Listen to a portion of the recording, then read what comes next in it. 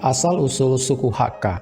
Hakka adalah nama satu suku dari etnis Tionghoa. Awalnya Hakka adalah orang Tiongkok Utara, tetapi mereka bermigrasi ke Tiongkok Selatan, terutama provinsi Guangdong, Fujian, Jiangxi, dan Guangxi. Selama jatuhnya dinasti Song Selatan pada tahun 1270-an. Di seluruh dunia mereka diperkirakan berjumlah sekitar 80 juta saat ini. Meskipun jumlah penutur Hakka jauh lebih rendah, mereka dianggap sebagai cabang dari etnis Han. Asal-usul mereka tetap tidak jelas, tetapi orang-orang yang menjadi Hakka diperkirakan awalnya tinggal di provinsi Henan dan Shanxi di lembah Huanghe atau Sungai Kuning.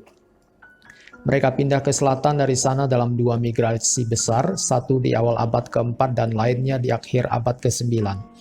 Mungkin untuk menghindari peperangan atau dominasi orang-orang Asia Dalam atau Mongolia. Migrasi terakhir mereka pada abad ke-13 membawa mereka lebih jauh ke selatan, ke daerah konsentrasi mereka saat ini.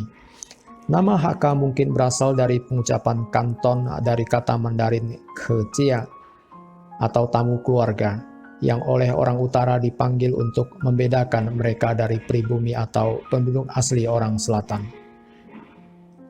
Mungkin juga merupakan nama yang diberikan saat mereka bermigrasi ke selatan. Setelah menetap di Tiongkok Selatan di komunitas mereka sendiri, Hakka tidak pernah sepenuhnya berasimilasi dengan penduduk asli orang selatan.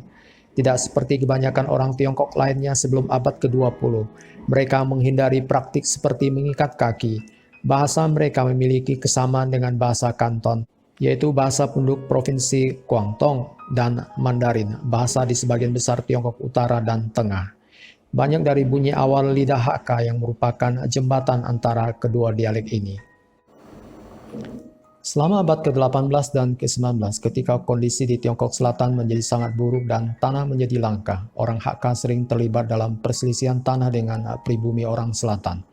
Pemberontakan Taiping yang dikatakan telah mengakibatkan kematian lebih dari 20 juta orang dan Tiongkok Selatan yang benar-benar hancur adalah awal dari konflik lokal ini. Meskipun pribumi orang selatan akhirnya bergabung dalam pemberontakan, kepemimpinan Taiping sebagian besar berasal dari orang Hakka. Setelah pemberontakan, Hakka terus terlibat dalam pertempuran kecil dengan tetangga mereka. Akibatnya banyak yang bermigrasi ke daerah lain. Saat ini banyak Hakka tinggal di lokasi yang tersebar luas seperti Taiwan, Indonesia, Malaysia, Singapura, Thailand, dan bahkan Jamaika. Di Tiongkok Selatan, mereka terus tinggal terutama di daerah dataran tinggi yang kurang subur dan juga di kota Hong Kong.